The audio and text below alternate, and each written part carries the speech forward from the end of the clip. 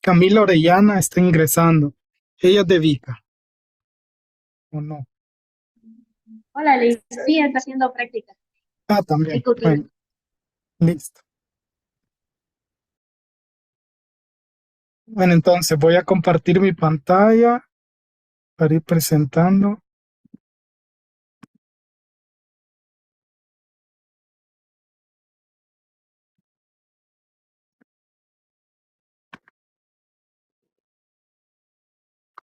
Listo. Bueno, como les decía, buenas tardes, mi nombre es Martín Murillo, máster en biología e interesado en difundir el análisis estadístico para especialmente aplicado a investigación aquí en Honduras, en el campo medioambiental. Y la idea de estos talleres, este sería el primero que estamos organizando, eh, nace a raíz de que ya con Mónica, Andrea, con Kelly, con Suita, estamos trabajando en algunos análisis estadísticos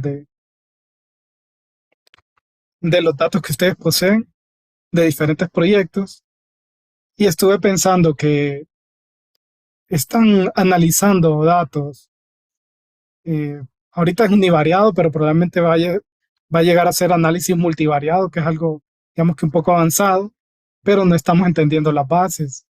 Entonces, por eso, pues les propuse que hiciéramos estos tallercitos para entender la base de la estadística y luego que vean por qué yo a veces les recomiendo hacer una prueba estadística, otra prueba estadística, o les recomiendo hacer un muestreo aleatorio o sistematizarlo.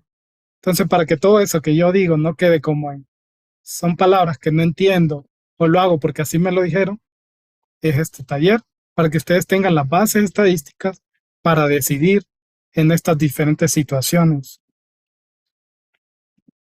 Bienvenida, Welsi, también que acaba de entrar. Entonces, vamos a iniciar con, bueno, esta sería la temática que vamos a cubrir. Yo diría que durante los diferentes talleres, ahí después nos ponemos de acuerdo las fechas, pero la idea es cubrir qué es la probabilidad y cómo la abordamos nosotros en campo medioambiental, los tipos de diseño de muestreo que se pueden utilizar en un proyecto de investigación. Yo ya digo investigación, pero los proyectos pueden ser con otros fines también. Eh, También quiero que abordemos chi cuadrado, que es la más conocida, pero yo creo que no entendida de las pruebas que utilizamos aquí en el campo medioambiental en Honduras. También otras pruebas de contrastes de media, como la NOVA, la T-Student, y pruebas no paramétricas, que serían que no dependen de un parámetro como tal.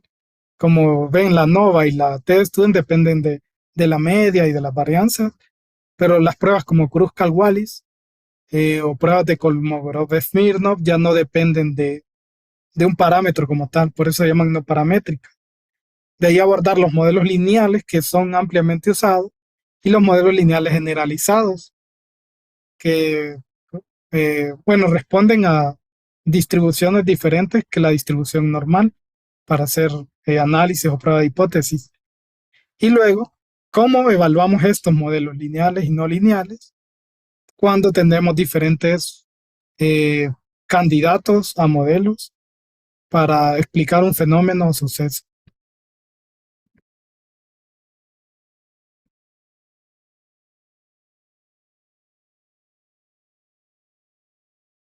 Eh, sí, sí, creo que me preguntan si les permito un momento. Pilar, me dicen si están listos o lo levantan la manito.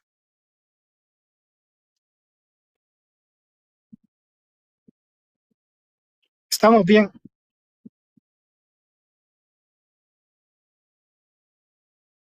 Mm, Sí, Lick, está muy bien. listo. Bueno,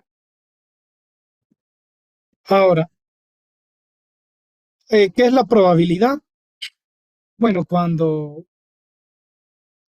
lo menos en ciencias, cuando nosotros queremos explicar un suceso de que ocurra o no, necesitamos cierta certeza.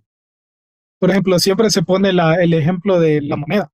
Cuando ustedes tiran una moneda al aire, no saben si va a salir cara o cruz, al menos que ustedes tengan trucada a la mano, ¿verdad? Y para saber cómo va a caer cara o como cruz, pero en general se hace así para que sea algo aleatorio. Aleatorio quiere decir que tanto cara como cruz tienen igual probabilidad o tienen igual garantía de pasar, de que va a caer cara o va a caer cruz. Ahora, cuando nosotros, por ejemplo, un ingeniero que construye un edificio y le preguntan, ¿vos crees que ese edificio se caiga? Entonces el ingeniero no puede ser solo sí o no. Él va a decir en qué circunstancias, si hay un terremoto, si hay una inundación, después de tanto tiempo. Entonces, para llegar a una respuesta de si sí o no, en realidad se tienen que incluir diferentes variables. Y luego de eso, entonces él va a responder esa pregunta. Pero todo eso cae dentro de una probabilidad. Y la probabilidad depende de qué tan probable también sean otros sucesos. Entonces, todas estas medidas de que ocurra o no algo, al final se expresan como un número que va entre 0 y 1. Por ejemplo, cuando ustedes tienen la moneda, hay un 50% o un 0.5 o un medio de probabilidad de que caiga cara y un medio de probabilidad de que caiga cruz. Ahora, ¿hay alguna probabilidad de que la moneda caiga parada, que no caiga en cara y en cruz? Si la superficie es firme y no hay nada que lo pueda detener, eso es imposible. Entonces ahí es donde dice que esa probabilidad es 0, de que algo que no puede pasar pase, la probabilidad es 0. Y un suceso seguro tendrá una probabilidad de 1, por ejemplo. Si la moneda tiene dos caras, la probabilidad de que caiga cara es 100%. Y como les digo, esta probabilidad se puede expresar entre 0 y 100 también, que básicamente sería multiplicar la probabilidad de 0 y 1 por 100. Normalmente utilizamos porcentajes porque es como más entendible, es más intuitivo, perdón. Igual con el bingo se puede jugar a probabilidades. Ustedes pueden agarrar un cartón, ver cuáles imágenes tiene y agarrar el juego de cartas y ver cuál es la probabilidad de que una de las que tiene ahí sea cantada para ustedes, ¿verdad? Entonces, hay dos tipos de probabilidades. La primera es la probabilidad teórica. Eh, bueno, como ven, la probabilidad teórica consiste de calcular los eventos favorables versus los eventos posibles. Por ejemplo, si Suita viene y me dice, Martín, cara o cruz, y yo elijo cara, el evento favorable para mí sería cara, pero los eventos posibles serían cara y cruz, que son los dos lados de la moneda. Entonces, la probabilidad de que caiga cara o águila, como dirían los mexicanos, sería dividir los eventos favorables entre los eventos posibles. ¿Qué quiere decir? Que la probabilidad de que caiga cara es 0.5, perdón, es una probabilidad. Y la probabilidad de eventos posibles son dos, cara o cruz. Entonces se divide y la probabilidad de que caiga cara sería 0.5 o 50%. Ahora, si llevamos esto a un dado, por ejemplo, un dado tiene 6 diferentes caras. Si yo elijo, digo, no, yo quiero que caiga un 6. Entonces yo tendría que agarrar mi evento favorable, que sería que caiga 6, versus los eventos posibles. Los eventos posibles que caiga 1, que caiga 2, que caiga 3, que caiga 6. Entonces sería 1 entre 6. Entonces 1 entre 6 sería alrededor de 0.15, supongo. Entonces, eso sería, la probabilidad sería alrededor de un 15%. De hecho, lo podemos hacer ahorita con la calculadora del celular. Ustedes solo para una probabilidad. Ah, ya la calcularon. Ah, disculpe. Sería 1 entre 6. Sí, sería 0.16 o 16%. Esto se entiende, ¿verdad? ¿Cómo se calcula la probabilidad? Por eso a veces la gente dice, eso es imposible. Algo imposible es algo que dentro de los eventos posibles no existe, no puede pasar, entonces la probabilidad que pase es cero. Ahora, una probabilidad frecuencial es ya cuando nosotros tomamos diferentes eh, eventos. Por ejemplo, aquí ustedes ven que ya no se juega que caiga una vez, sino que caiga dos veces. Entonces, la probabilidad de que un evento favorable caiga dos veces en cara de un determinado número de lanzamientos se puede calcular también. Entonces sería eventos favorables, o sea, la probabilidad de que caiga cara dos veces entre el número de eventos, que serían los tres lanzamientos, ¿verdad? Número de lanzamientos. Y entonces en ese caso la probabilidad frecuencial sería 0.66. Ahora, para que sea más entendible y sacándonos de las monedas, estas probabilidades se abordan desde la estadística y el cálculo de probabilidades. La estadística se puede dividir en dos grandes aplicaciones. La estadística descriptiva, que básicamente sería, como dice la palabra, describir y representar variables estadísticas, que es comúnmente vista como hacer gráficos de barra o gráficos de caja, gráficos de pastel. Esa es como la más básica de la estadística descriptiva. Y también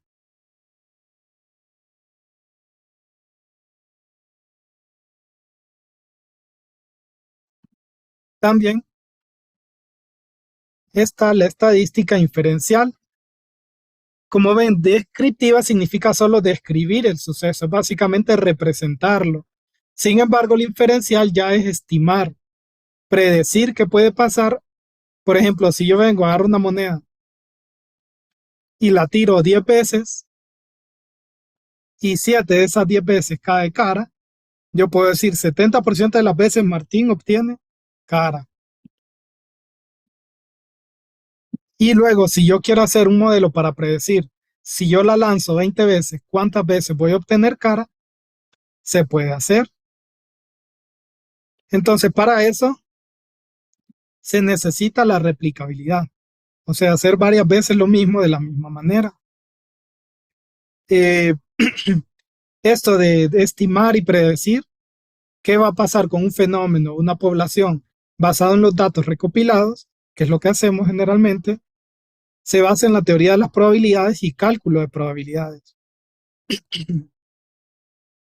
Entonces, por ejemplo, supongamos que bueno, la mayoría ahorita son de la isla. Supongamos que esta es la isla y ustedes tienen estas diferentes especies.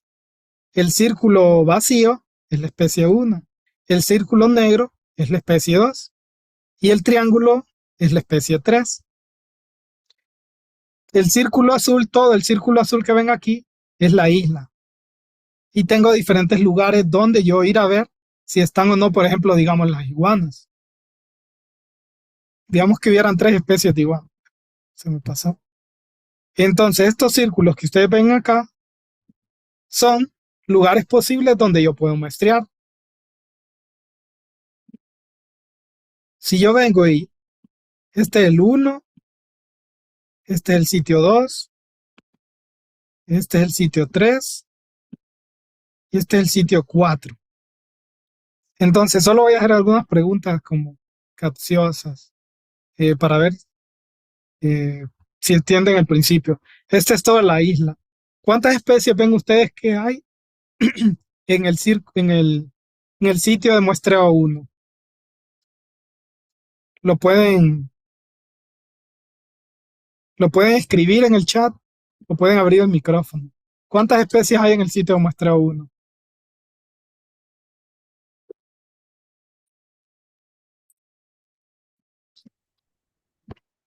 Dos, ¿verdad?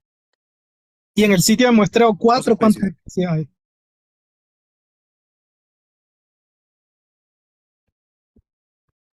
Una especie.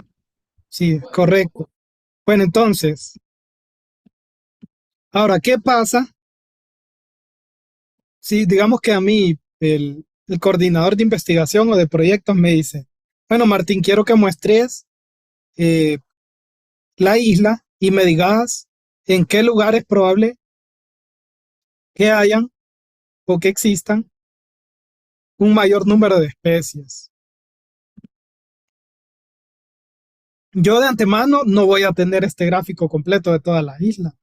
Yo solo voy a saber lo que está dentro de los círculos. Lo que está fuera de los círculos es lo que yo no conozco.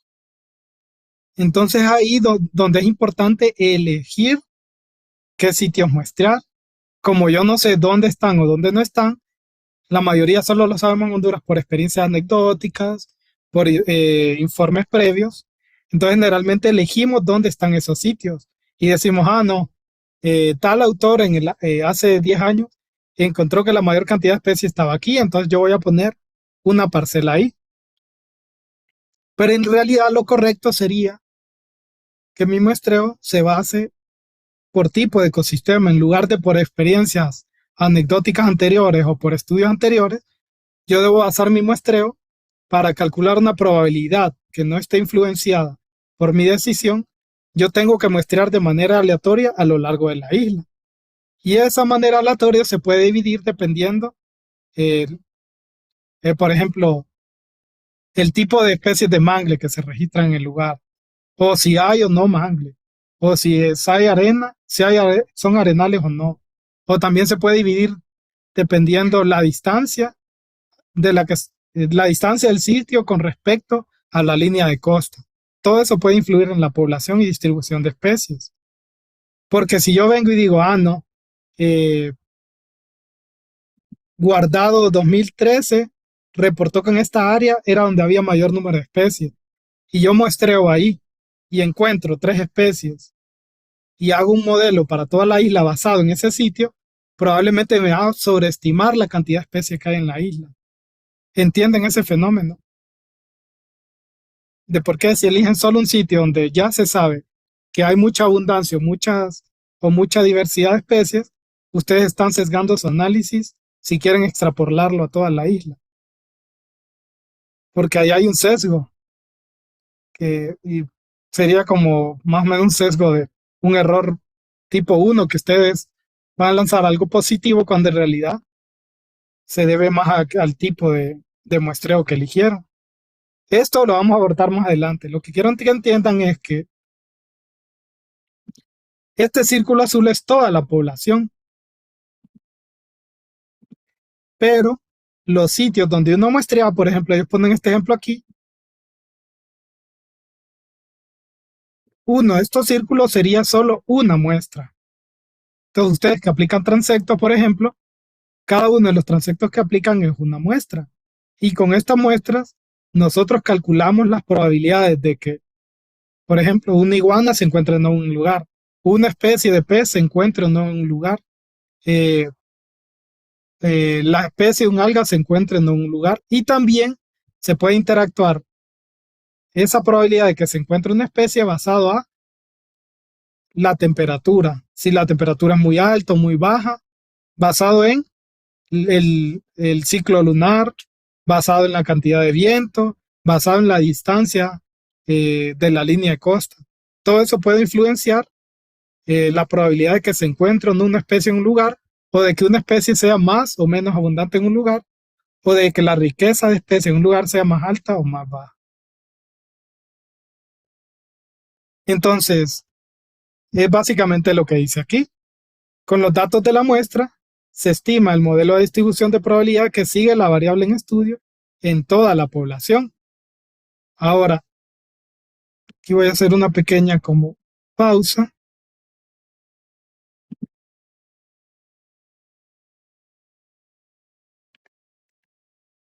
Y quiero más o menos editar acá esto. Entonces, basado en lo que estábamos diciendo, entonces, así como esos triángulos y círculos pueden ser especies, también pueden ser características de un individuo. Por ejemplo, que el círculo represente que sea hembra, que el círculo oscuro represente que sea macho, o que el triángulo represente que sea un juvenil. Ahora, si yo tomo eh, estas probabilidades, yo puedo decir, bueno, en el sitio 1, que era este de acá arriba que les decía, ¿cuántas especies 1 encuentro? Entonces me voy aquí a esto y digo, la especie 1 es el círculo vacío. Entonces aquí solo hay una, en el primer sitio. En el segundo sitio, que sería este, hay 0. En el tercer sitio, digamos que es este de acá, hay 0. Y en el cuarto sitio, que sería acá, habría 1. Entonces, el total de esto sería que hay una abundancia de 2 en ese sitio. ¿Ustedes entienden eso? ¿Entienden eso que acabo de hacer?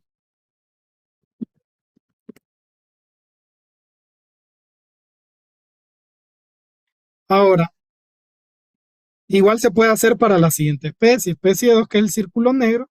En el primer círculo tenemos 1. En el segundo círculo tenemos 3.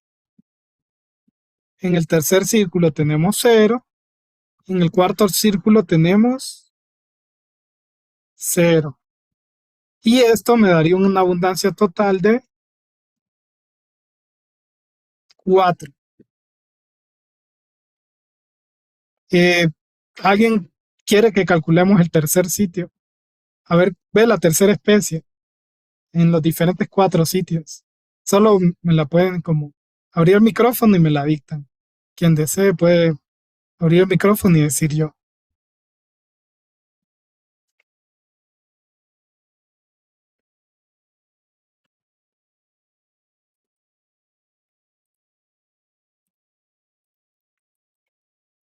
Cero. La tercera especie sería el triángulo. ¿Me escucho? Sí, sí se escucha. Ok, el primer círculo, 0. No está. Listo. En el segundo, 0. En el tercero, no sé si hay como una mitad ahí de triángulo o veo mal. Es un 2, porque no cubre Ahí, la... espera. Ay, no. Ajá, el 2. Y en el último, hay un pedacito. ¿Cómo sería? Una. Hay uno, solo para fines prácticos. Ah, Serían 3, ¿verdad? sí. Muchas gracias. Entonces esto en términos de especies presentes sería, en el sitio 1 hay una abundancia de la especie 1 de 2. De la especie 2, perdón, hay una abundancia de 2 en todos los sitios de muestreo para la especie 1. Una abundancia de 4 para la especie 2 y una abundancia de 3 para la especie 3. Ahora, basado en esto, la especie más común acá o dominante sería la especie 2. A esta se le llama una especie dominante, la que más está presente. Y la especie más rara sería la especie 1. Esta sería la especie rara por su abundancia, ¿verdad? Ahora, también aquí, ustedes podrían cambiar esto que les decía que era la abundancia,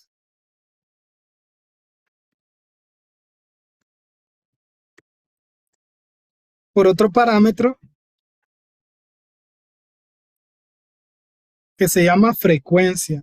Entonces, ¿cómo se mide la frecuencia? La frecuencia sería calcular en cuántos de los sitios la especie en cuestión está presente. Entonces, la frecuencia de la especie 1 se encuentra en el sitio 1 se encuentra, en el sitio 2 no se encuentra, en el sitio 3 no se encuentra y en el 4 se encuentra. Entonces, la frecuencia de esta especie sería 2, porque se encuentra en 2 sitios de 4. Y si lo quisieran un porcentaje, 2 entre 4 sería 0.5. ¿Entienden? Lo de la frecuencia. Ahora, la especie 2 se encuentra de igual manera solo en 2 sitios. Por lo tanto, la frecuencia es de 0.5. Y se encuentra en 2 de 4 sitios. ¿Quién me podría decir la frecuencia de la especie 3?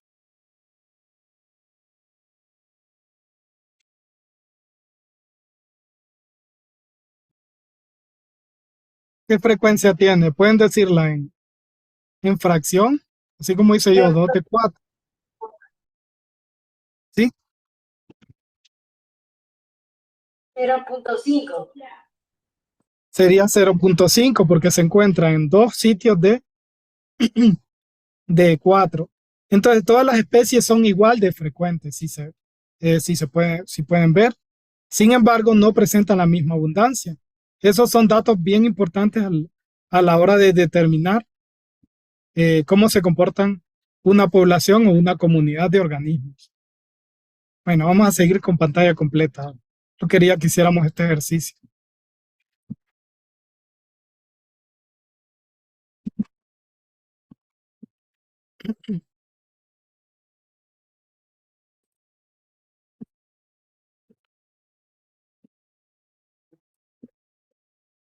Déjenme que voy a limpiar aquí esto.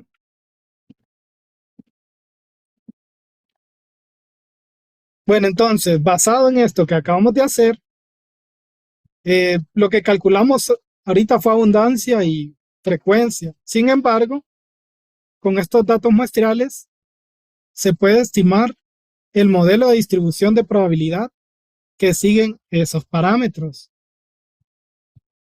En este caso, las variables de estudio fueron la abundancia y la frecuencia.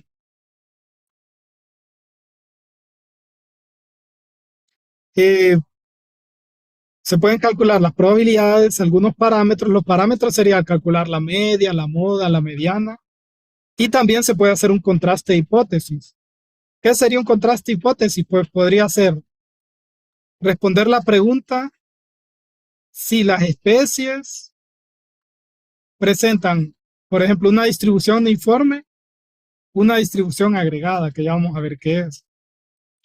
Entonces, solo hay dos opciones para una pregunta. Si ustedes dicen, las especies se distribuyen uniformemente a lo largo de la isla.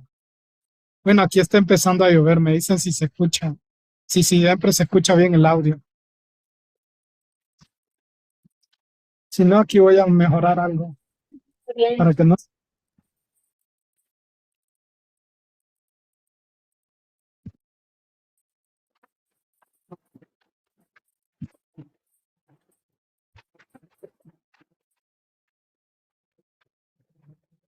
Bueno, vamos a ver. Bueno, me dicen si se escucha bien. A mí me va a costar más que escucharlo.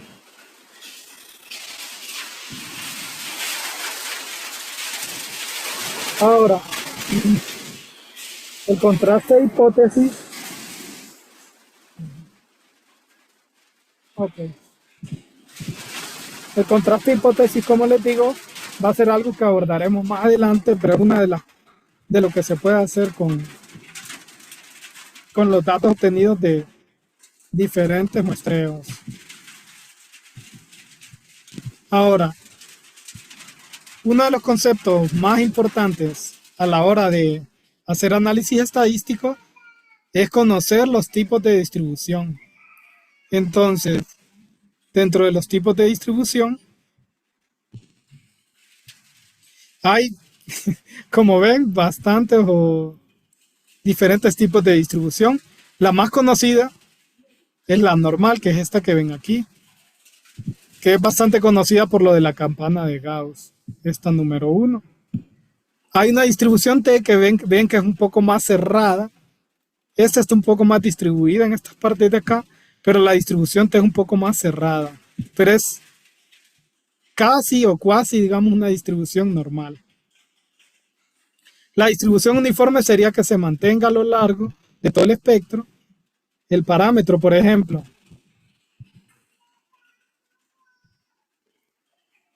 para ejemplificar que es una distribución, aquí tenemos el eje Y, aquí tenemos el eje X. Entonces, digamos que estamos midiendo la cantidad de especies registradas en diferentes sitios de muestreo. Y en el sitio 1, yo encontré, digamos, 10 especies. En el sitio 2, yo encontré 5 especies. En el sitio 3, encontré 2 especies. En el sitio 4, encontré una especie. Y en el 5, digamos que encontré 0. Si esto yo lo grafico como riqueza, la riqueza se representa con una S. Y aquí coloco. Ajá. Perdón. Vamos a limpiar eso.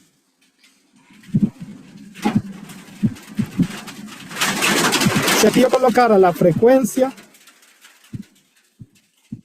en la que se encuentran las especies, y aquí yo colocara el número de especies, que sería la riqueza que representa con S, y pongo aquí de 0 a 10. Entonces yo podría graficar esta distribución aquí. Entonces yo diría, bueno, en el sitio 5 encontré 0. Entonces pondríamos un 0 acá. En el sitio 4 encontré 1. Pondríamos el siguiente punto acá. En el sitio 3 yo encontré 2. Podríamos, bueno, un poco desalineado. Pondríamos esto acá. En el sitio 2 encontré 5, entonces se quedaría acá. Y en el sitio 1 encontré 10. Entonces se haría esta línea. Si ven, sigue una línea. Esta línea es equivalente a la distribución normal que nosotros vemos acá. A eso se le llamaría distribución. Sin embargo, si yo en lugar de encontrar este fenómeno así, encontrara esto, que es lo más común que encontramos nosotros para especies, encontrar en el sitio 1 encontré 0, en el sitio 2 encontré 1, en el sitio 3 encontré 0, en el sitio 4 encontré 5, y en el sitio 5 encontré 0, y yo grafico esto, quedaría 0, 0, 0, porque tengo 3 ceros. En el sitio 2 te quedaría 1, y en el sitio 4 encontré 5. Entonces quedaría así.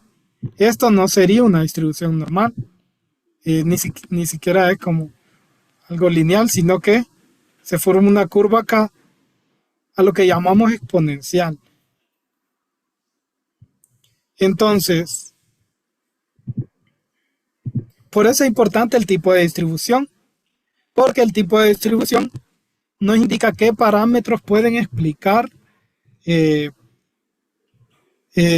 suceso estudiado.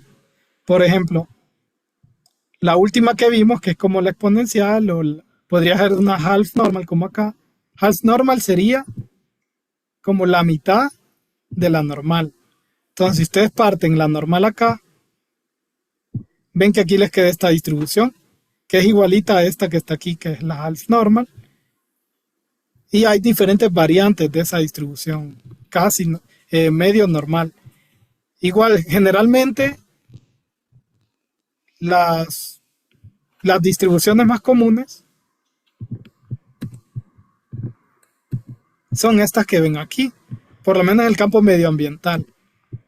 La normal, la binomial, la Poisson. La Poisson se da, ustedes ven que hay un montón de huecos, tanto en la binomial como en la Poisson hay un montón de huecos en medio de los valores que se obtienen, en medio de las barras. ¿Por qué? Esos huecos son los ceros. Cuando vamos a muestrear 20 sitios a buscar, por ejemplo, la presencia de un pez, generalmente muchos de esos sitios nos van a dar así ceros, y la otra cantidad de sitios nos van a dar esta distribución. Entonces la distribución de Poisson se parece mucho a la normal. A veces por medio de una transformación se puede pues obtener una distribución normal a partir de la Poisson. Si no, se usan modelos específicos para esa distribución. Y si miran, la logaritmo normal está un poco más tirada a la izquierda, hacia la cola izquierda. Vean que aquí hay una colita, pero la mayoría de los datos están acá. Mientras que la distribución beta es lo opuesto. Está más tirada hacia la derecha, la mayoría de los datos, con una pequeña colita hacia la izquierda.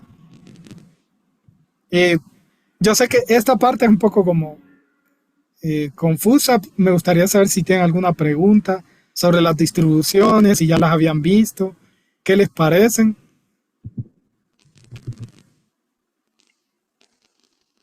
Pueden escribirlas al chat y yo las leo solo para compartirlas.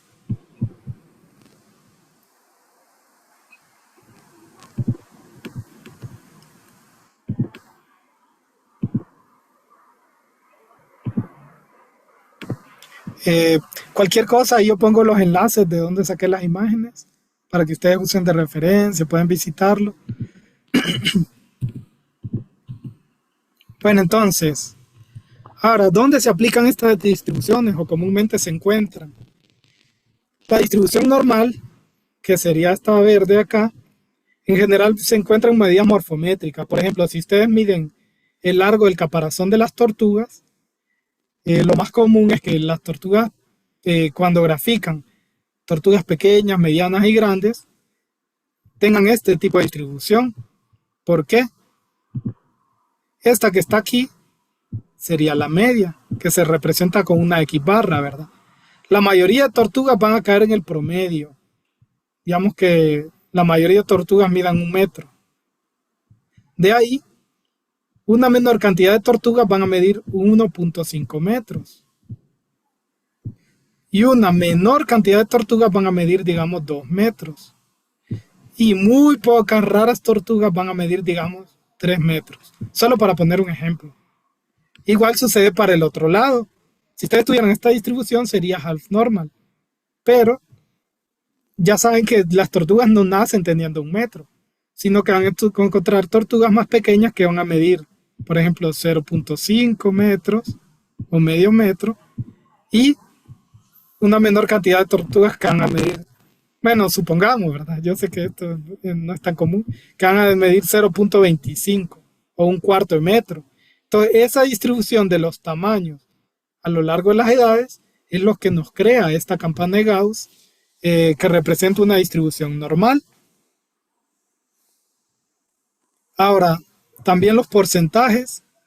Si ustedes calculan el porcentaje de especies presentes en un lugar, eso puede ayudarles.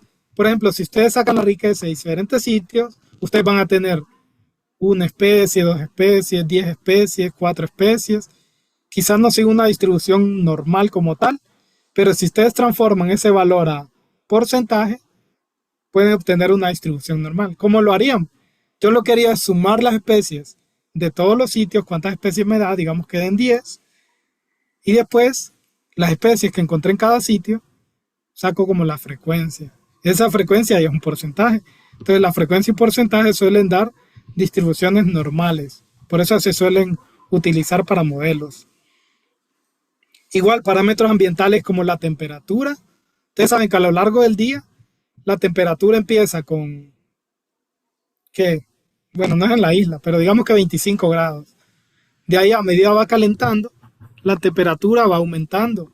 28, 29, 30, 31. Digamos que el mediodía en el cenit llega a 35, digamos. Y de ahí, como saben, se ve el sol y empieza a disminuir nuevamente. Entonces eso también crea esta curva, la campana de Gauss o la distribución normal. Igual la abundancia de especies comunes puede presentarse como distribución normal cuando son comunes. Las especies raras siguen más bien esta distribución que está aquí, o la distribución de Poisson, que van a encontrar 0, 0, 0, 0, 0 la mayoría del tiempo, y solo algunas veces van a encontrar valores arriba de 0. Entonces, Esas especies raras siguen más este tipo de distribución, que es el de Poisson. Cuando ustedes hacen conteos, conteo es como cuando hacen los transectos. Van y dicen 1, 2, 3, 4. Esos son conteos. Esos suelen dar distribuciones de Poisson. Y se lo limpio esto. Y la distribución binomial se da cuando ustedes tienen valores entre 0 y 1. Por ejemplo, la probabilidad de que un organismo sea macho y hembra o hembra solo puede ser 0 o 1. Digamos que 0 es que sea hembra y 1 que sea macho o viceversa. O también de que sea juvenil o adulto. O de que tenga o no una enfermedad. Esas son binomiales. Y esas probabilidades aquí las ven, se expresan entre 0 y 1. Y luego la half normal, como les decía, por ejemplo, yo tengo experiencia que la half normal se encuentra en, por ejemplo, la detección de especies. ¿Qué es la detección de especies? Con Suita y creo que con Andrea las hemos visto y con Mónica. Y es la probabilidad de que ustedes vean una especie. Si yo me encuentro al centro de un transecto a medida, esta sería la half normal, esta aquí, digamos, partida a la mitad.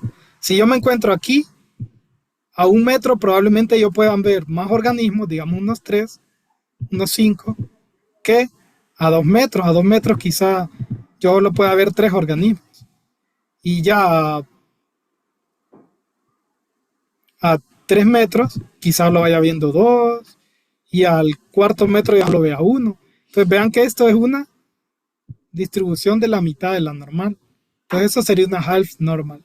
Como la percepción o la capacidad de visión mía va disminuyendo a medida más distante está un organismo.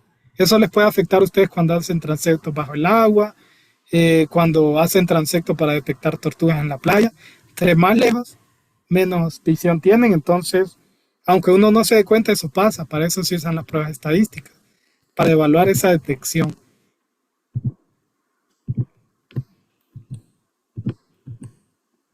Ahora, como ven, la probabilidad de que suceda algo no puede variar. Por ejemplo, hay sucesos o que algo pase, puede ser determinista o aleatorio. ¿Qué es determinista? Pues determinista es que por muchas veces que haga un experimento va a dar siempre lo mismo. Por ejemplo, los físicos ya saben que la gravedad, ahí me corrigen si me equivoco, tiene una determinada velocidad o aceleración. Tiene una determinada aceleración que creo que es 5.8 metros por segundo cuadrado. No importa el peso del objeto, no importa a qué altura lo pongan, esa aceleración se va a mantener. Ese es un suceso determinista. Por mucho que ustedes repliquen y repliquen, si tiran 100 veces algo, les va a dar ese mismo resultado. Es un suceso determinista. Ahora, la velocidad de un carro no va a dar siempre el mismo resultado. Va a depender de cuánto acelere la persona, de qué tan viejo esté el carro, de qué marca de carro sea. Eso no es determinista. Si ustedes van a un bulevar y quieren medir la velocidad a la que pasan los carros, se ponen con una pistola, con un velocímetro, y van a detectar diferentes velocidades. Eso ya es un suceso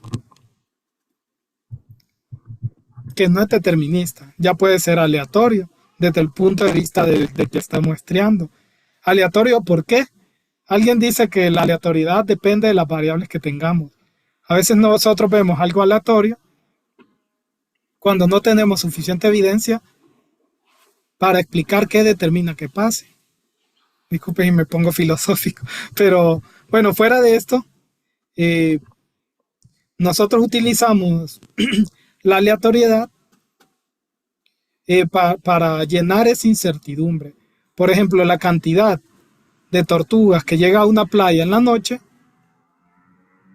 puede ser un suceso aleatorio, porque nosotros no sabemos qué ruta tomaron, cuántas vienen en camino. Entonces puede ser que una noche lleguen 100, otra noche lleguen 5, otra noche llueven 4, lleguen 2, y eso nosotros lo podemos asociar con un modelo estadístico a la luna, a si llovió o no, a la temporada, al día. Todo eso se puede incluir en un modelo para explicar la probabilidad que un suceso ocurra. Entonces al final, la probabilidad solo es una medida del grado de incertidumbre sobre el resultado de un suceso o experimento. Por eso les digo, esa incertidumbre depende de la cantidad de datos que tenemos. Y a eso entonces nosotros le asignamos una probabilidad. Ahora, para medir esta probabilidad, entonces que se diseñan o se crean los diseños de muestreo. Los diseños de muestreo se dividen en dos tipos, probabilístico y no probabilístico. Los probabilísticos son elaborados para darle igual chance de selección a todos los organismos o lugares en una población. Por ejemplo,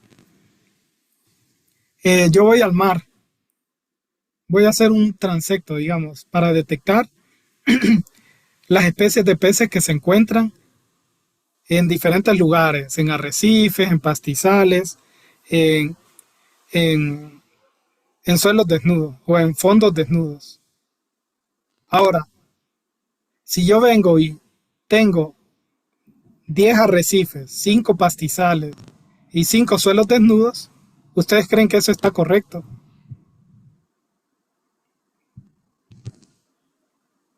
¿Creen que se puede trabajar con 10 de una categoría, 5 de otra y 5 de otra, para evaluar si una especie o si la abundancia o la riqueza de las especies se ve influenciada por el tipo de sustrato?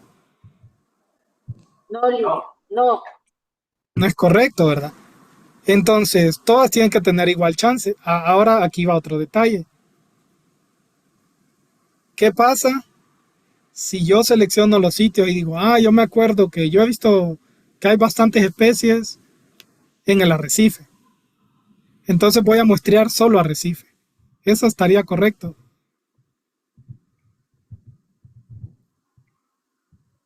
Tampoco, ¿verdad?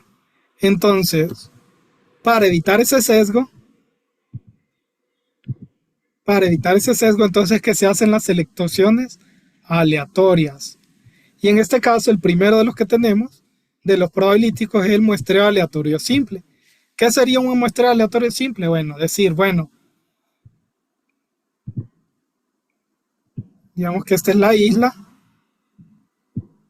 y en este mar que está aquí, yo tengo un parche de arrecife acá, tengo unos pastizales acá,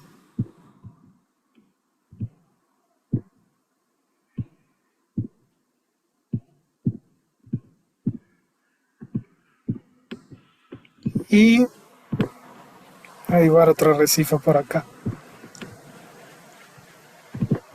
Y tengo suelo desnudo, o arena, o rocas, como le quieran llamar, por acá. Bueno, rocas no, porque también influyen, pero casi a la orilla de la isla, digamos que tengo suelo desnudo. Entonces, un muestreo aleatorio simple sería que yo digo, bueno, mi área de estudio es todo esto. Entonces, QI y R, incluso ustedes, podrían hacer un muestreo aleatorio simple, valga la redundancia, por simplemente decir, bueno, son 10 transectos los que ocupo poner. Y entonces solo le dicen a QGIS que les lance 10 diferentes puntos. Entonces, ¿qué va a hacer QGIS?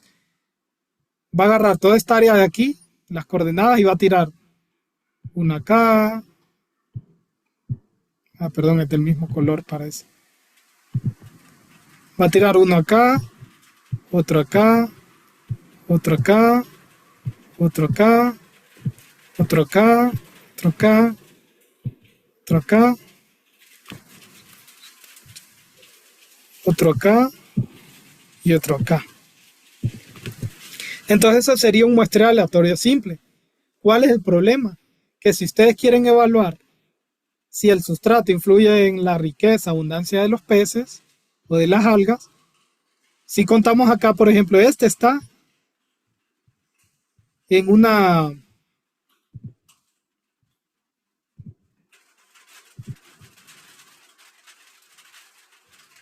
Este sitio de acá está en un sitio de transición entre suelo desnudo y pastizales. Este de aquí, digamos que está en suelo desnudo porque no dibujé nada. Este de aquí está en pastizales, este está en arrecife, entonces tenemos 3 sitios en arrecife, 1, 2 exactamente pastizales, 1, 2, 3, 4 en suelo desnudo. Entonces, como ven, no hay una equivalencia o no hay una no hay igualdad, no hay una cantidad similar de sitios para cada categoría. Entonces, el muestreo aleatorio simple se puede usar cuando ustedes no tienen diferentes categorías en el lugar. Por ejemplo, que ustedes digan, no, yo solo voy a muestrear el arrecife y lo que voy a medir es si la profundidad del arrecife influye en la cantidad de peces o en la cantidad de especies. Entonces, ustedes solo lo distribuyen a lo largo de todo el arrecife y ahí sí puede ser un aleatorio simple. Pero si ustedes tienen categorías identificadas, lo mejor es hacer un muestreo estratificado y decirle a QGIS, no, de estos 10 sitios que te dije, quiero que 3 queden en una categoría de arrecife, 3 en pastizal y 4 en suelo desnudo, por ejemplo. Entonces, ¿qué va a hacer QGIS? Va a decir, ah, bueno, este es arrecife, pongo 1, 2, 3 en arrecife. Este es pastizal, pongo 1, 2, 3 en pastizales. Y este suelo desnudo, pongo 1, 2, 3, 4 en suelo desnudo. Entonces, ahí la importancia del muestreo estratificado.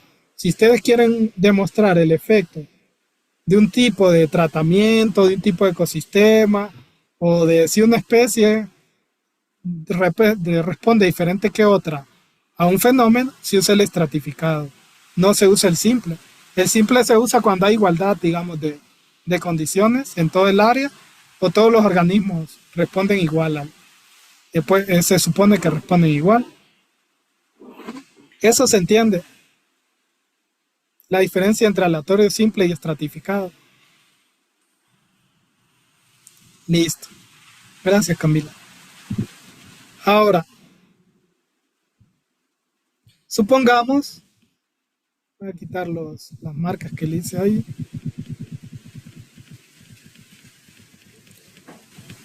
Ahora, un muestreo sistemático sería el siguiente.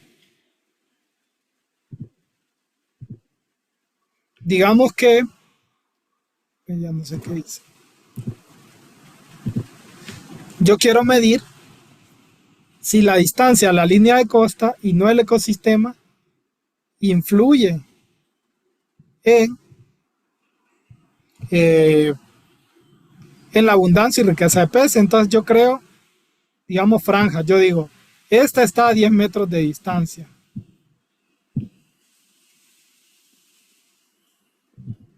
Esta está a 20 metros de distancia.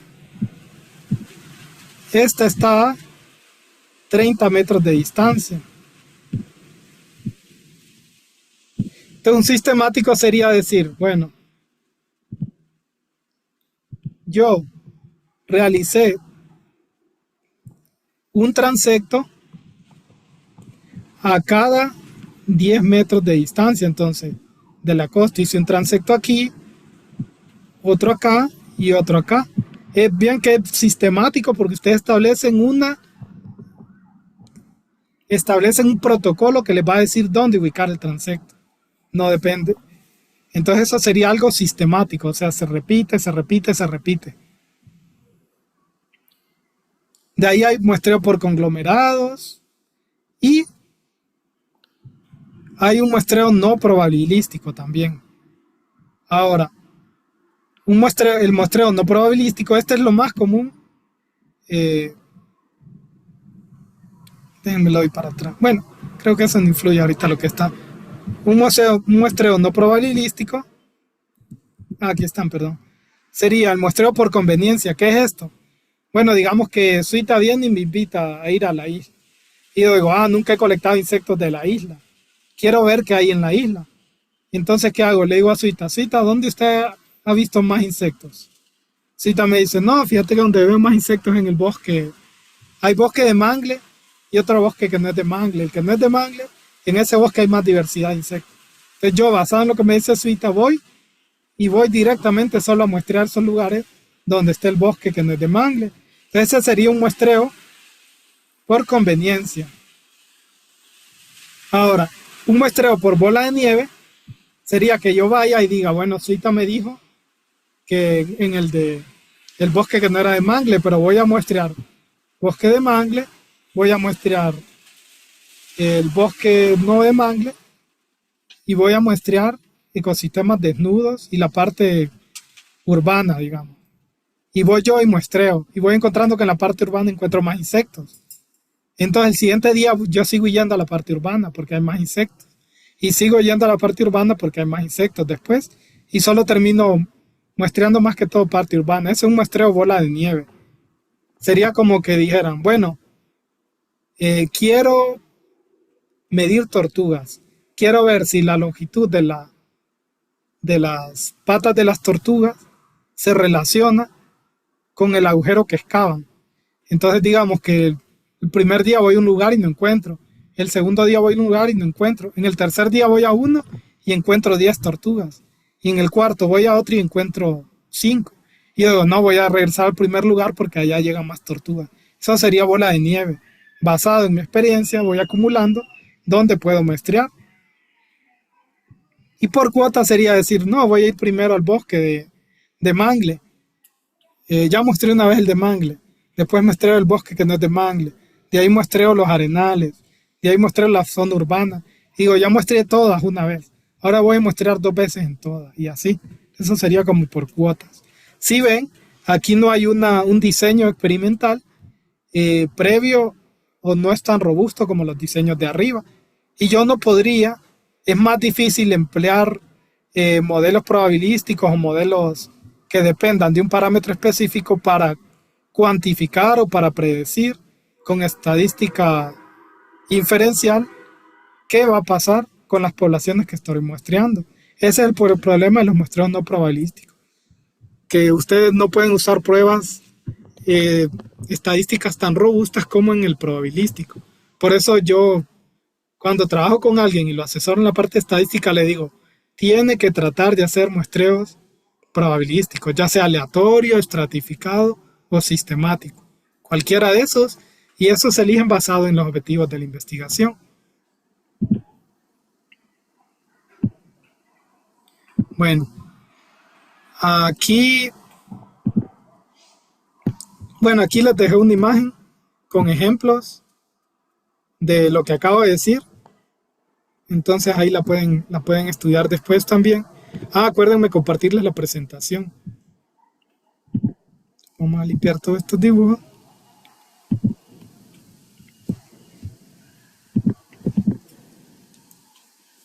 Hasta aquí no tienen preguntas. Si tienen una pregunta de los muestreos o si saben de algún otro tipo de muestreo y quieren consultarlo, pueden hacerlo.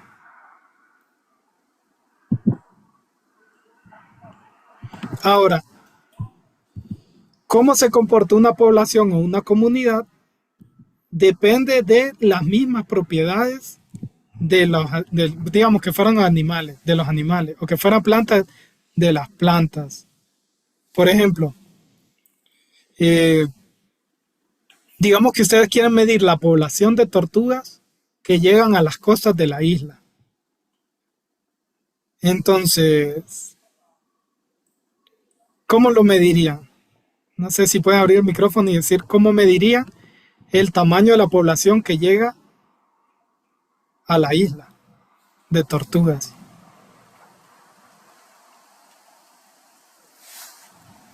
No tiene que ser algo complejo, solo es un ejemplo para apuntar algunos conceptos estadísticos.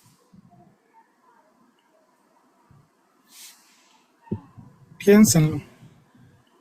Y ahí están las otras preguntas. Vayan pensando las respuestas para que las abordemos.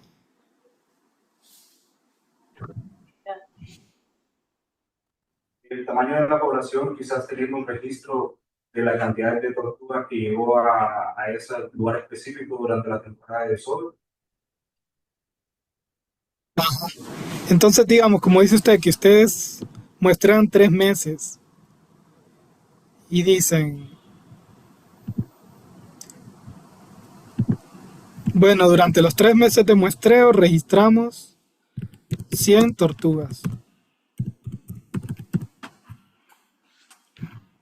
Esa sería la población. ¿Qué les parece? ¿Sería esa la población de tortugas? No, esa sería la población en esa temporada en específico. Tendríamos Ajá. que estar listo de años para poder Esto sería el total registrado durante los muestreos.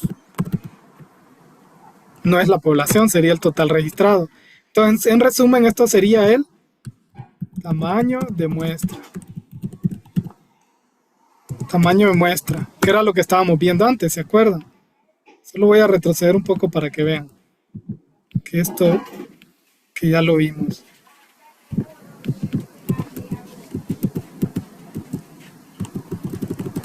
Entonces, el total de tortugas que llegan a la isla sería todo el círculo azul. Esas 100 tortugas serían solo la muestra que ustedes podían muestrear. ¿Por qué? Para tener todas las tortugas, ustedes tendrían que hacer algo que se llama un censo. Entonces, ¿qué sería un censo?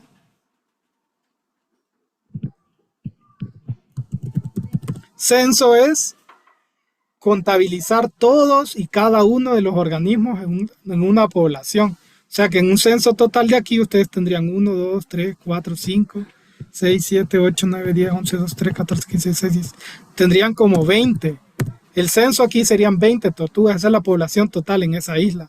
Pero la muestra sería 1, 2, 3, 4, 5, 6, 7, 8, 9. Creo que conté 9. Entonces la muestra serían todos los organismos que están dentro de los círculos rojos, que fueron, digamos, los lugares donde ustedes contaron tortugas. La muestra sería 9. Sin embargo, con estadística basada en la muestra, que se escribe n igual a 9, ustedes pueden aproximar la población de tortugas totales. Basado con esa muestra de 9. ¿Cómo lo hacen? Pues para eso es el muestreo aleatorio. Si ustedes muestran estos 4 sitios y dicen, bueno, cada sitio donde yo muestré mide 100 metros, entonces ustedes tendrían 100 por 4, sería igual a 400. Ustedes muestrearon 400 metros, digamos que es un metro cuadrado, para no mentir. Son 100 metros cuadrados, tienen 400 metros cuadrados muestreados. Y ustedes dicen 400 metros cuadrados, yo encontré 9 organismos. Entonces, en toda la isla, si la isla mide 4000 metros cuadrados, ¿cuántas tortugas hay? ¿Cuál sería la población total estimada? A ver si me la responden.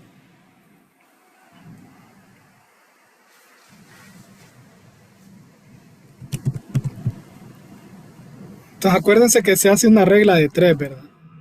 Si 100 metros es a 9 tortugas, 4000 metros, 400 metros, 400 metros a 9 tortugas, entonces 4000 metros es igual a la incógnita. Entonces por regla de 3 ustedes dicen, vamos a ver si me sale. Por regla de 3 ustedes dicen, entonces sería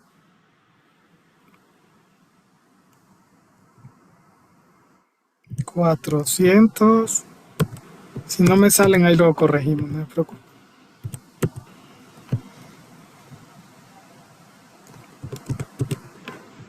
$4000 entre 400, que quería contrastar las dos áreas, por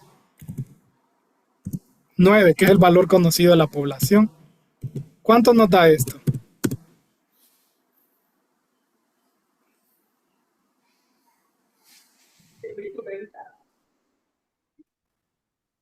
Perdón, Sería 90. 90. Entonces la población total serían 90 tortugas. Entonces esto sería un caso de matemática, digamos, básica de razones y proporciones. Sin embargo, para la estadística nosotros aquí tendríamos que agregar la probabilidad. Entonces, por ejemplo, ¿qué sería una probabilidad? Que nosotros digamos, ajá, pero en la isla de esos 4.000 metros cuadrados, solo un ejemplo, solo 2.000 metros son de playa de arena, que es lo que les gusta a las tortugas. Entonces nosotros diríamos, no, no son los 4.000 metros de toda la isla las que pueden tener tortugas. Esto se tiene que corregir con un factor que explique la arena. Entonces ya ahí es donde entra la estadística, que nos diga, si es arena, ¿cuántas tortugas llegan? Si es bosque de mangle, ¿cuántas tortugas llegan? Y entonces se corrige el modelo para eso. Entonces ya se vuelve más complicado y es ahí donde empiezan a entrar los modelos estadísticos.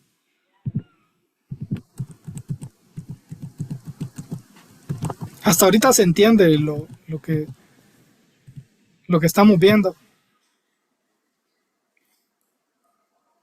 Sí. Sí, sí. Bien. Ahora, ¿cómo se estima la densidad de una población? Ya les había dado la copia ahí. ¿Cómo se estima la densidad de una población?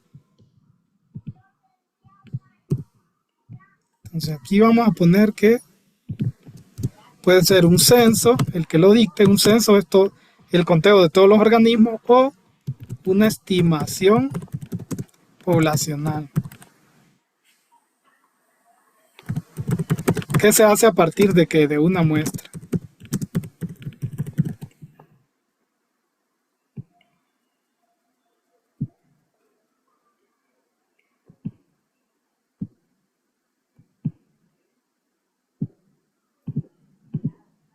Ahora, perdón, ay, me fui hasta atrás. ¿Cómo se estima la densidad de una población?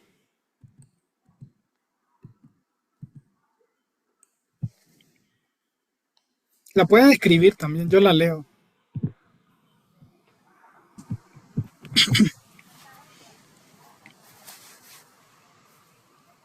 Vean que casi que la estimamos ahorita la densidad con el ejercicio anterior.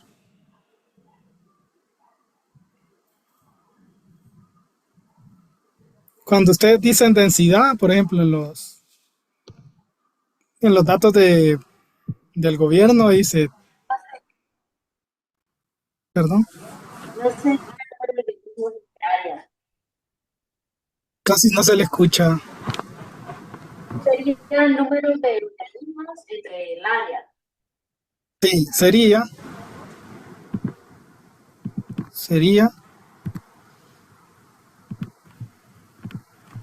individuos entre área. Entonces, ¿cuántos organismos hay por kilómetro cuadrado, por metro cuadrado? Entonces, si ustedes vienen y hacen lo mismo, en los sitios donde fueron, estiman la densidad, ustedes pueden decir, bueno, cada transecto medía 100 metros cuadrados, y dentro de esos 100 metros cuadrados, en el primero yo encontré 10 organismos. Entonces ustedes pueden decir 10 entre 100 igual a 0.1. Entonces ustedes pueden decir, hay una densidad de 0.1 organismos por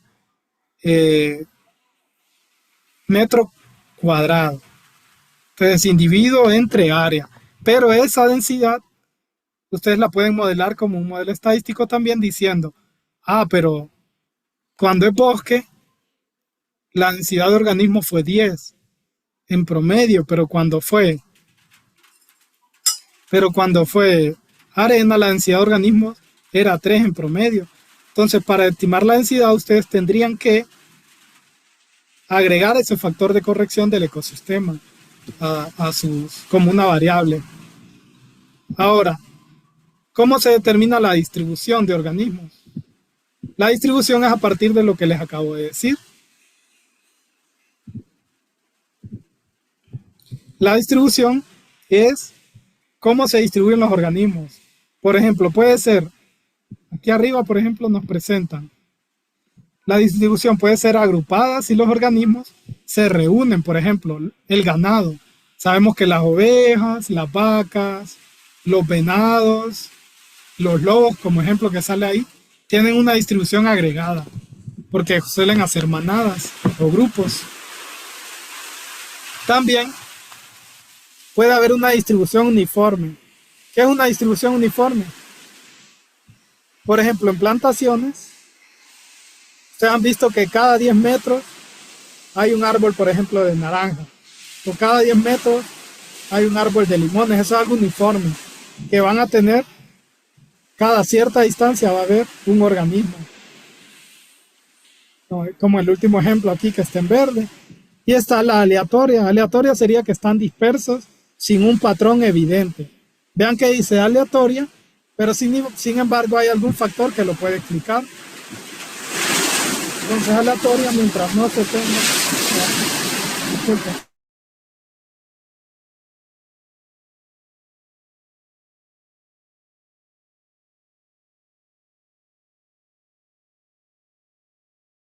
Se fue el...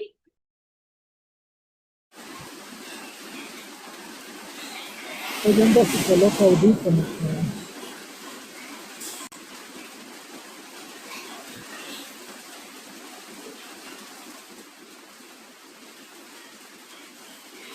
Se escucha bien ahí. ¿Verdad? No la pregunta de nuevo. Más o menos, se escucha lejos.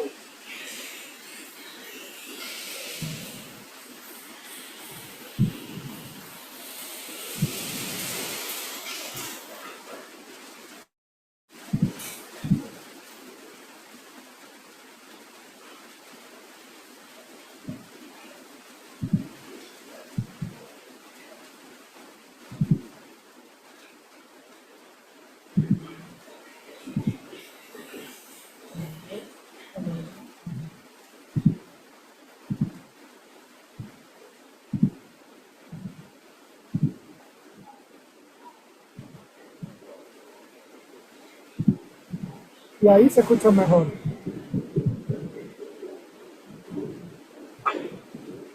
Ahí se escucha. Mejor. Bueno, vamos a ver si. Bueno, entonces, la aleatoria sería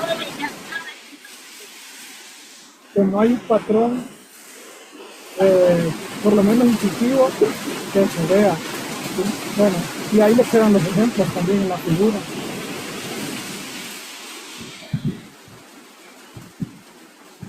Ahora, entonces en esta estadística, todo esto está conectado. Por ejemplo, si ustedes quieren evaluar una población, supongamos hacen un muestreo aleatorio, obtienen la muestra de organismos, ya sea con transectos, ya sea con una búsqueda activa, pueden ser con parcelas, obtienen una muestra. Con esa muestra ustedes hacen una estimación, ya sea aplicando una ANOVA, un Kruskal-Wallis, un modelo poblacional, pero esa estimación va a estar sujeta a un error, que es el error derivado del muestreo aleatorio. Eso se llama un error aleatorio. Ese error aleatorio, por ejemplo, ustedes de las estimaciones pueden obtener parámetros como la media, la moda, la mediana, pero esos parámetros llevan siempre un error agregado, porque acuérdense que lo que están midiendo es incertidumbre. Y todo esto va de la mano con la distribución de probabilidad. No van a utilizar el mismo modelo estadístico. Vamos a ver. No van a utilizar el mismo modelo estadístico para una población de distribución normal, que pueden usar una ANOVA, un modelo lineal, una t-student, que para una población que les arrojó datos binomiales, por ejemplo. Para binomiales hay otro tipo de pruebas. O una población que les arrojó datos de Poisson con un montón de ceros.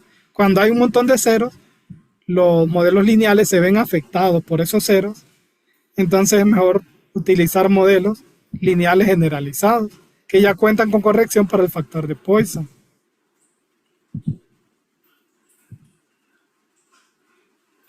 Creo que esta, si no me equivoco, bueno, esta es la última de la primera presentación. Entonces vamos a abordar solo unos minutos más. Una presentación que tengo hoy aquí, pero está en inglés, pero igual la vamos a ir explicando en español.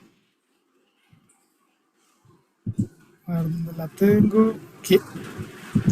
Entonces, no sé, pantalla completa acá.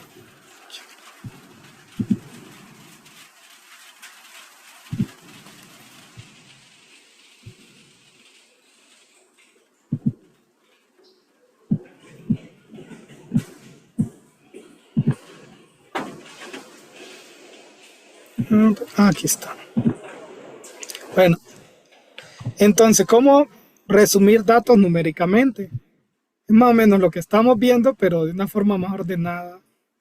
Y hay algunas fórmulas también que, bueno. Entonces, ¿cómo se pueden describir los datos numéricamente? Pueden ser con datos de ubicación, que son como los valores típicos, o con la dispersión de los datos, que es la variabilidad. Por ejemplo, ustedes ven aquí un ejemplo, perdón, valga la redundancia, de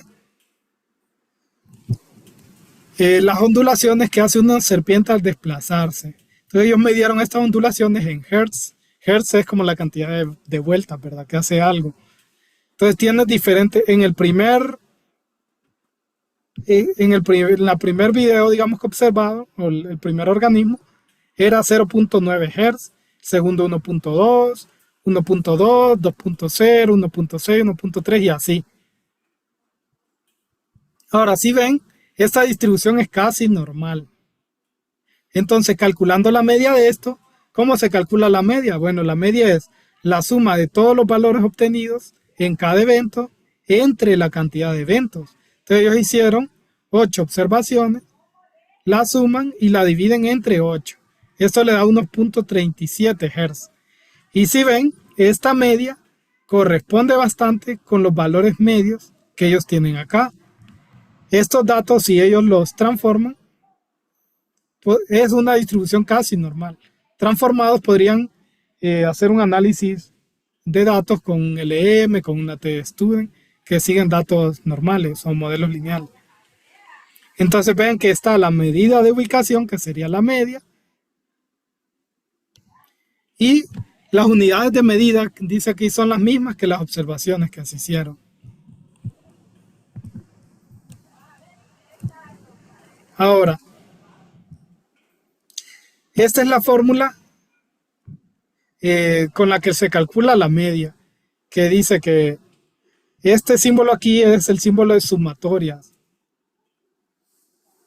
La y representa los múltiples valores que puede tener una variable. ¿Qué quiere decir? Que si yo mido temperatura una vez, la y, si me da 20, la y de esa es 20. Si la mido otra vez, me da 25, y es 25. Entonces, todos esos valores tienen un símbolo que es y, donde y1 sería el primer valor y yn sería el último valor. Cualquiera de esos valores se puede expresar como y, como les estaba diciendo. Entonces, todas esas temperaturas se pueden sumar y luego eso se divide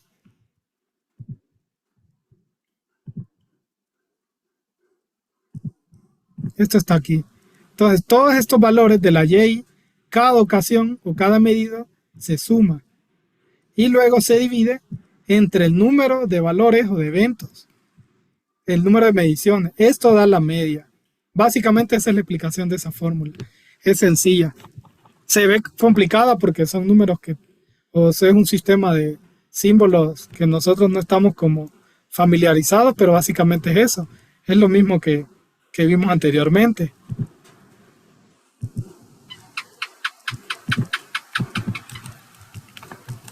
Ahora, por ejemplo, para calcular la desviación estándar, ya vimos que es la media, ¿verdad? La media básicamente es el valor es un valor de ubicación de los datos. Les da como un valor central. Sin embargo, la desviación estándar es qué tan lejos las observaciones caen de la media. Por ejemplo, vean que aquí la media está como por acá. Sin embargo, si yo quiero saber qué tanto varían estos datos, porque yo digo, pero van desde 0.8 hasta 2.2. 0.8 sería el mínimo y 2.2 sería el máximo. Entonces, todo esto aquí son valores de dispersión, de qué tanto se dispersan esos datos hacia la derecha, hacia la izquierda. Eso se puede expresar o se puede resumir con lo que acabamos de ver, con la desviación típica o con la desviación estándar. Entonces, la desviación estándar básicamente es la sumatoria de tomar cada uno de esos valores y restarle la media y dividirlos entre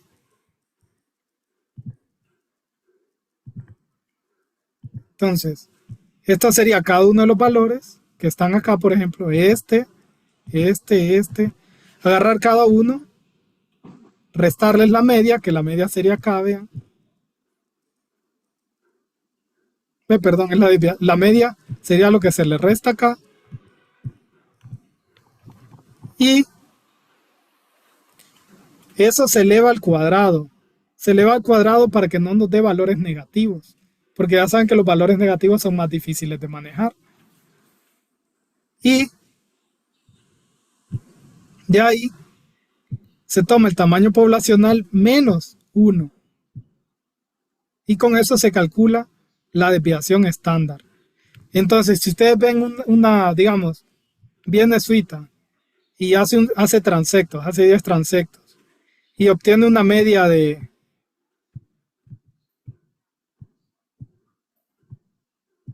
10 tortugas por transecto. Yo digo, 10 tortugas.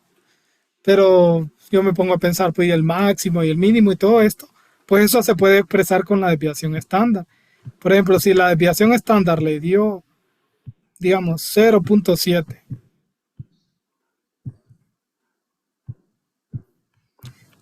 Entonces luego Suita va a otro lugar y encuentra lo mismo. Un promedio de 10 tortugas,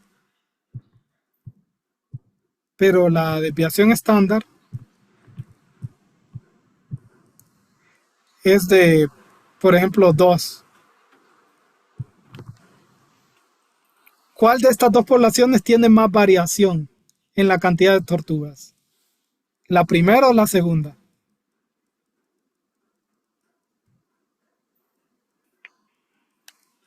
La que tiene una desviación de 0.7 o una desviación de 2.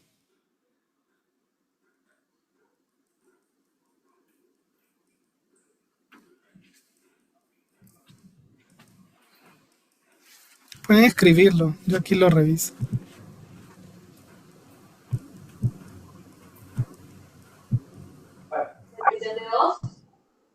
La que tiene 2. Bueno, y esto es importante, ¿por qué? Porque esto nos puede decir qué tan variables son los sitios, o también nos puede decir, por ejemplo, a veces sucede que Suita hace, en lugar de 10 transectos, hace 20 y encuentra que la media es 12. Pero la desviación estándar es de 0.3. Entonces, esta tiene menor variabilidad. Generalmente, cuando uno hace más cantidad de muestreos, la desviación estándar va disminuyendo. Y esto lo que permite es que va reduciendo el error de la estimación, porque la desviación agarra cierta cantidad del error Y entonces, ahí lo que nos está diciendo es que entre más muestreemos, menos error, menos desviación vamos a tener, porque se reduce el error. Lo que no se va a reducir son las variaciones naturales de la población. Por ejemplo, si en el sitio 1 Suita tenía bosque, playa y área urbana, y en el sitio 2 tenía bosque, playa, área urbana, muestreó pastizales también, y muestreó, digamos, una grama de algún centro privado de conservación. Eso, como tiene más cantidad de sitios, más variabilidad de ecosistema, va a tener una variación también. Eso se suma, eso no es un error, eso es una característica de las poblaciones muestreadas. Entonces, la desviación estándar nos ayuda a ver qué tanto varían los datos, pero también nos puede decir si necesitamos más o menos muestreos, si un sitio está variando más por la cantidad de muestreos o por la variabilidad natural de las poblaciones. Y entonces por eso es importante esta pregunta aquí. ¿Por qué no solo se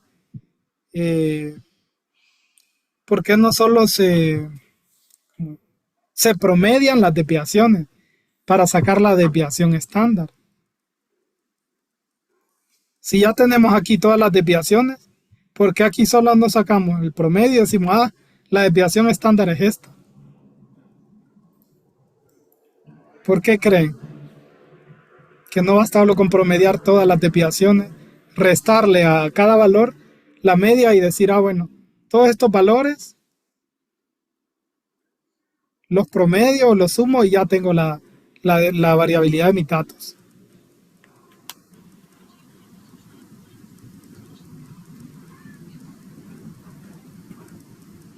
Bueno, no se promedian o no es tan fácil como eso por esto de acá. Por lo que les dije, entre más grande sea su muestra, eso va a afectar la desviación. Y generalmente, a mayor cantidad de muestras, menor es la desviación estándar. Entonces, por eso es importante el tamaño de muestreo. Disculpen que ponga Suita de ejemplo, pero es que hemos hecho bastante análisis con ella de transectos y diferentes cosas. Y pasa que siempre que hemos analizado unos datos de unas iguanas de San Pedro Sula, y nos pasó que al inicio habían 10 transectos. Entonces no pudimos crear el modelo porque la desviación o la variación de los datos era mucha. Pero ya cuando ajustamos como 15, 20 transectos, ya los modelos eran más adecuados y ya podíamos predecir la densidad de iguanas en cada uno de esos sitios. Entonces, este factor del tamaño de muestra es muy importante cuando ustedes planifican un muestreo. Y también a medida lo van haciendo, ustedes pueden decir, ya tengo 10 sitios. Corro estos análisis y veo qué tanto error hay en mis muestreos. Y digo, no, si con 10 tengo este error de muestreo, puede ser que con 20 puedo disminuirlo y ya tengo un modelo decente para explicar cuántos peces hay en 1 metro cuadrado de arrecife, por ejemplo.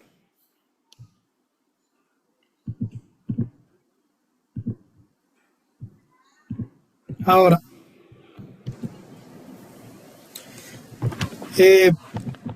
a esto que hicimos de calcular la desviación restándole la media a cada valor se llama suma de cuadrados. Recuérdenlo porque es bastante útil cuando hablemos de ANOVA y TestStudent. Ahora, aparte de la desviación estándar, está la varianza. La varianza es la desviación estándar al cuadrado. Es lo mismo, solo calculan esto y lo elevan al cuadrado. ¿Por qué es importante? Porque la desviación estándar está en las mismas unidades o está en unidades similares que la media o que las observaciones que están haciendo. Por ejemplo, vean aquí este es 0.9 y la desviación estándar es 0.22. Entonces ustedes pueden decir, esto varía 0.22 alrededor de 0.9. Ya tienen una imagen más intuitiva.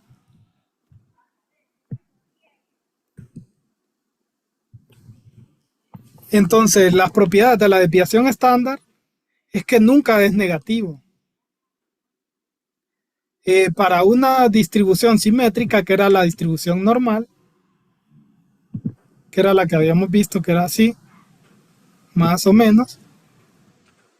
2/3 de las observaciones caen dentro de una desviación estándar de la media. ¿Qué quiere decir? Que si yo tengo la media acá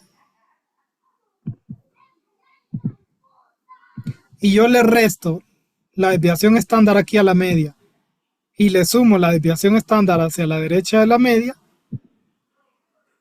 2/3 de todos los datos o de todas las observaciones que yo tenga, digamos, si yo hago 10,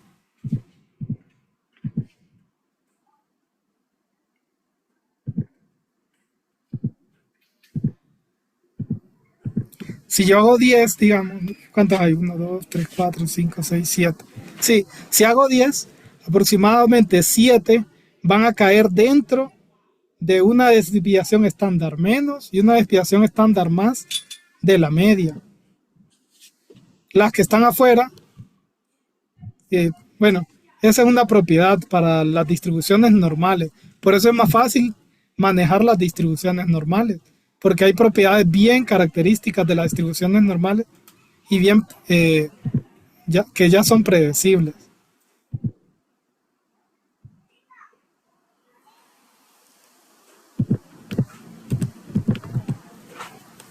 Bueno, entonces el coeficiente de variación ya es agarrar la desviación estándar y multiplicarla por 100 y eso nos da un porcentaje. ¿Cuándo podría ser útil expresar como en variación de porcentaje algo? Por ejemplo, cuando estamos hablando de pérdidas o ganancias. Digamos que queremos medir cómo varía el peso de las tortugas en una población y nosotros decimos, bueno, el promedio de peso de las tortugas fueron 25 kilogramos y la desviación estándar fue de 3. Con una desviación estándar de 3 no nos dice mucho. Sin embargo, si multiplicamos la desviación estándar, si agarramos la desviación, la dividimos entre la media y la multiplicamos por 100, eso nos va a dar, por ejemplo, va a decir, bueno, el coeficiente de variación fue de 0.5%. Entonces ya tenemos una idea de que alrededor de esa media, el 5% de ese peso, bueno, de que la población varía en un 5% alrededor de ese peso, por ejemplo. Ahí sería útil cuando son unidades que en un porcentaje son más intuitivas.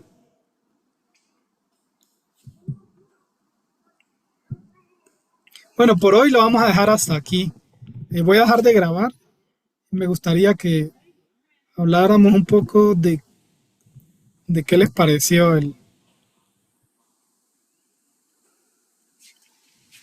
Aquí está.